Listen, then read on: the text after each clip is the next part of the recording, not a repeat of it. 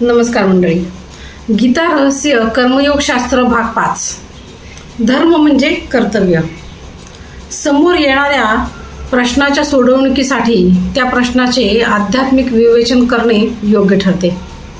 आध्यात्मिक विवेचन करण्याची पद्धती ही भारतीयांनी जगाला दिलेली एक देणगी आहे असे म्हणता येईल. एकच आत्मस्वरूप सर्व ठिकाणी उपस्थित असतं आणि त्याद्वारे त्या त्या बाबीचं संचलन केलं जातं हे तत्व यामागे आहे.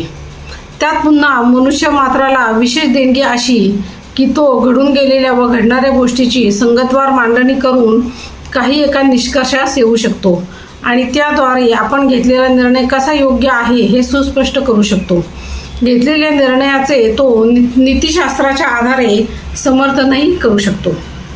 महाभारतात व इतर ठिकाणी कर्माचे जे विवेचन आहे ते पारलौकिक व अध्यात्म या दृष्टीने केलेले असून त्यात कोणत्याही कर्माचा चांगले वाईटपणा दाखविण्यासाठी धर्म आणि अधर्म या दोन शब्दांचाच बहुतेक सर्व ठिकाणी उपयोग केला आहे. पण धर्म या शब्दाचा उपयोग सर्वसाधारणपणे वैयक्तिक कल्याण व्हावं या दृष्टीने एखादा कोणत्या मार्गाने जात आहे असा प्रश्न विचारण्यासाठी केला जातो व त्याचे उत्तर हिंदू, जैन, ख्रिस्ती, मोहम्मदी असे दिले जाते. पण धर्म या शब्दाचा एवढा संकुचित अर्थ नसून त्यावर सखोल विचार करण्याच्या दृष्टीने आपण धर्म ही संकल्पना आता विस्ताराने पाहूया. त्यातील एक अर्थ आपण बघितला तो म्हणजे पारलौकिक कल्याणासाठी आचरण्याचा मार्ग. म्हणजेच येथे धर्म हा शब्द वेगळ्या अर्थाने वापरला आहे. त्यावर विचार करता राजधर्म, प्रजाधर्म, देशधर्म, ज्ञातीधर्म, कुलधर्म, मित्रधर्म, शेजारधर्म वगैरे नीतिबंधनांसही धर्म हा शब्द लावतात व त्या प्रत्येकातून माणसाची वेगवेगळी कर्तव्ये व्यक्त होतात. महाभारतात धर्म हा शब्द अनेक ठिकाणी आलेला असून तो एखाद्याचे कर्तव्य अमुक एक आहे असे सांगण्यासाठी त्याचा तो धर्म होय असे सांगितले आहे. आणि पारलौकिक कल्याणाचा मार्ग सांगण्याची वेळ जेव्हा शांती पर्वात आली तेव्हा मोक्ष धर्म हा विशिष्ट शब्द वापरला आहे. गीतेतही 2ऱ्या अध्यायातील 31व्या श्लोकात भगवंत अर्जुनाला असं सांगतात की धर्मयुद्ध करणे हाच तुझा स्वधर्म आहे. आपण आता 2ऱ्या अध्यायातली एक ओवी बघूया. स्वधर्म तोही पाहुनी न योग्य डगणे तुझं धर्मयुद्धाहुनी काही क्षत्रियास नसे भले 2.31. आणि 3ऱ्या अध्यायात स्वधर्म म्हणून वाट्याला आलेले कर्म जरी कमी प्रतीचे वाटत असले तरी कोणत्याही परिस्थितीत ते सोडू नये असेही ते सांगतात. उनाही आपुला धर्म परधर्माहुनी बरा स्वधर्मात भला मृत्यू परधर्म भयंकर 3.35 ही ओवी आहे. असे सांगितले आहे ते धर्म या शब्दाचा कर्तव्य हा अर्थ लक्षात घेऊनच. महाभारतातील कर्ण पर्वात भगवंत सांगतात की धर्मानेच सर्व प्रजा बद्ध झालेली असून ज्याने सर्व प्रजेचे धारण होते तोच धर्मनिश्चय होय. श्री गोंदवलेकर महाराज सांगतात तेही हेच आणि सोप्या भाषेत आहे ते असे आहे की धर्माची बंधने ही कर्माची बंधने सुटण्यासाठीच आहेत. लोकमान्य ही गोष्ट स्पष्ट करताना म्हणतात धर्माची बंधने सुटली तर जसे गुरुत्वाकर्षण नाहीसे झाल्यावर आकाशातील ग्रह गोल अनिर्बंध होतील त्याप्रमाणे धर्मबंधने सुटलेल्या समाजात कुणाचा पायपोस कुणाच्या पायात राहणार नाही. सर्व समाजाची अवस्था विस्कळीत अशी होईल. म्हणूनच निष्कर्ष असा आहे की पैसा मिळवायचा असल्यास समाजाची घडी न बिघडवता मिळवा आणि कामादी वासना पुरवायच्या असल्यास तेथे धर्म पाळा असे व्यास महर्षी महाभारतात सांगतात. एवढे सांगून लोकमान्य पुढे म्हणतात कुणी असे म्हणेल की धर्म या शब्दाने तुम्हाला काय म्हणायचे आहे ते समजले. पण धर्म या शब्दाचे अधिभौतिक विवेचन केले म्हणजेच बाह्य गुणधर्म बघितले तर त्याचाही मतितार्थ तुम्ही महाभारतात सांगितलाय तसाच निघेल. मग तुमच्या दृष्टीने त्यात फरक काय? या प्रश्नाचे उत्तर लोकमान्य काय देत आहेत ते आता आपण पुढच्या भागात बघूया. गीता रहस्य कर्मयोगशास्त्र भाग 6 धर्म एक संकल्पना. कुठल्याही प्रश्नाच्या विवेचन करण्याच्या 3 पद्धती असून त्यांची नावे अधिभौतिक, अधिदैविक आणि आध्यात्मिक अशी आहेत. त्यापैकी अधिभौतिकामध्ये त्या बाबीचे बाह्य गुणधर्म पाहून तिचे विश्लेषण केले जाते. अधिदैविकात त्यात काही दैवी शक्तींचा वास आहे का हे पाहिले जाते. तर आध्यात्मिक विश्लेषणात त्यामागे एकाच ईश्वराचा हात कसा आहे तेही पाहिले जाते. धर्म या संकल्पनेचा विचार करताना लोकमान्यांनी सांगितलेला आहे की धर्म म्हटले म्हणजे पारलौकिक कल्याणाचा मार्ग अनुसरण्यासाठी उपयोगात आणायची हिंदू, शीख, ख्रिस्ती इत्यादी धर्मतत्वे असा घेतला जातो. पण हा शब्द गीतेमध्ये, शास्त्रात किंवा महाभारतात जिथं जिथं आलेला आहे तिथं त्याचा अर्थ कर्तव्य असाच आपल्याला घ्यायचा आहे. त्यांनी दिलेल्या निरनिराळ्या संदर्भानुसार धर्म या शब्दाचा आध्यात्मिक विश्लेषणानुसार लागणारा अर्थ व अधिभौतिक विश्लेषणाचा अर्थ एकच आहे असे वाटते. त्यावर लोकमान्य असं म्हणतायत की या प्रश्नाचा सविस्तर विचार आपण पुढील प्रकरणातून करणार आहोत.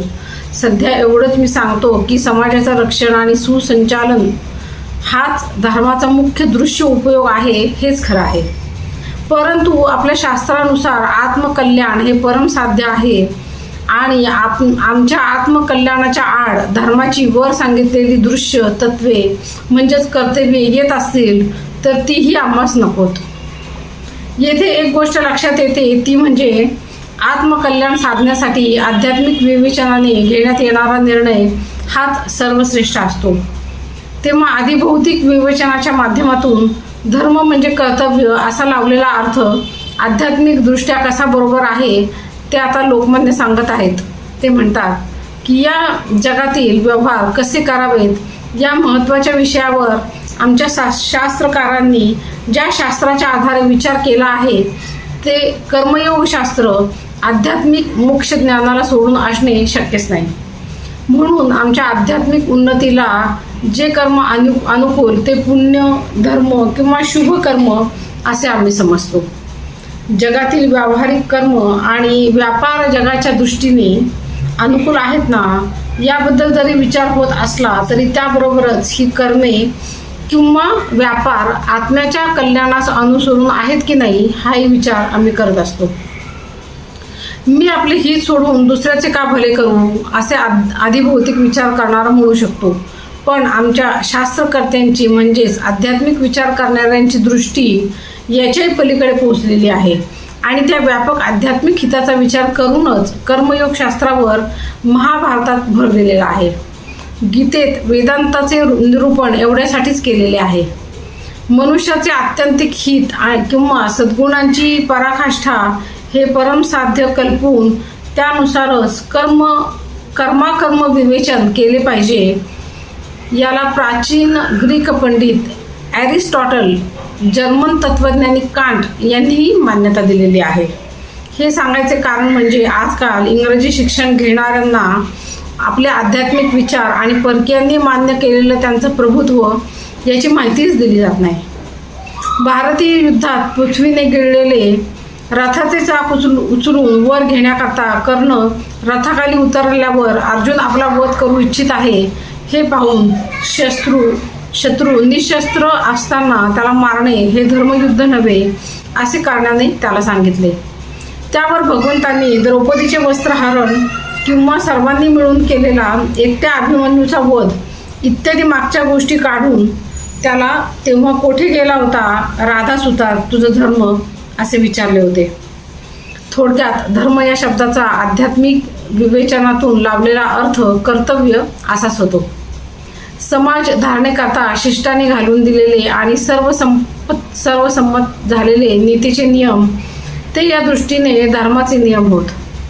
धर्माची मीमांसकाच्या दृष्टीने केलेली व्याख्या म्हणजे कोणीतरी अधिकारी पुरुषाने तू अमुक कर तमुक करू नकोस असे सांगणे. त्या पुरुषाचे अधिकार मान्य करून समाज वागतो आणि त्यामुळे स्वैराचारास आळा बसतो.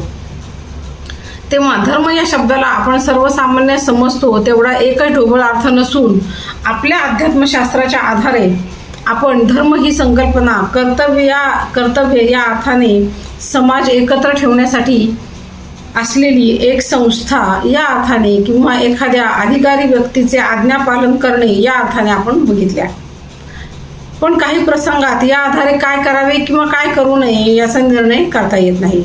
ते प्रसंग कोणते त्याविषयी आपण पुढील भागात आता चर्चा पाहूया. मंडळी, हा जो आपण चॅनल चालू केलेला आहे तो अशासाठी चालू केलेला आहे की आपले जे बांधव आहेत, आपल्या ज्या भगिनी आहेत, त्यांना अध्यात्म करायची खूप इच्छा असते, वाचन करायची खूप इच्छा असते, पण सवड होत नाही. सकाळी लवकर घाईघाईने उठून स्वयंपाक करून ऑफिसला जायचं असतं. किंवा असे आपले बरेच बांधव आहेत की ज्यांना वाचायची इच्छा असते, पण घाईघाईने ऑफिसला जायचं असतं, वाचन करायला वेळ होत नाही. किंवा घरातल्या ज्या वृद्ध व्यक्ती आहेत त्यांनासुद्धा बसून वाचन करणं शक्य होत नाही. तर अशा सगळ्यांसाठी आपण हा चॅनल सुरू केलेला आहे. तर तुम्ही फक्त कानात कॉर्ड घाला आणि सकाळी आणि संध्याकाळी 15-15 मिनिट वेळ काढून देवाचं ऐका. आता आपल्या चॅनलवर सध्या मी गीता रहस्य ह्याचं सुरुवातीचं वाचन करते. आता सध्या मी गीता शिकतीये. त्याचे प्रत्येक श्लोक इतके अवघड आहेत की जोपर्यंत मला स्वतःला ते व्यवस्थित म्हणता येत नाही तोपर्यंत मी त्याचे अर्थ किंवा ते तुम्हाला शिकवणार नाहीये. पण त्याच्या आधीची पार्श्वभूमी, गीतेच्या आधीची पार्श्वभूमी काय आहे, लोकमान्यांनी जे पुस्तक लिहून ठेवलेलं आहे ते काय आहे, त्याचं सार काय आहे. तर प्रत्येक व्यक्तीला गीता समजलीच पाहिजे. आपण जर भारतात राहतो तर गीता म्हणजे काय हे आपल्याला माहितीच पाहिजे. परदेशामध्ये गीतेला आज खूप मोठं स्थान त्यांनी दिलेलं आहे, पण भारतीयांमध्ये अजूनही गीता वाचन केलं जात नाही, गीतेचा अर्थ समजून घेतला जात नाही. तर प्रत्येक आपलं जीवन जगताना आचरणात आणता येण्यासारखी गोष्ट म्हणजे आहे गीता आहे. तर त्यासाठी तुम्ही आपला चॅनल अनेक लोकांपर्यंत पोहोचवा, स्वतः ऐका आणि इतरांना ऐकायला सांगा. धन्यवाद.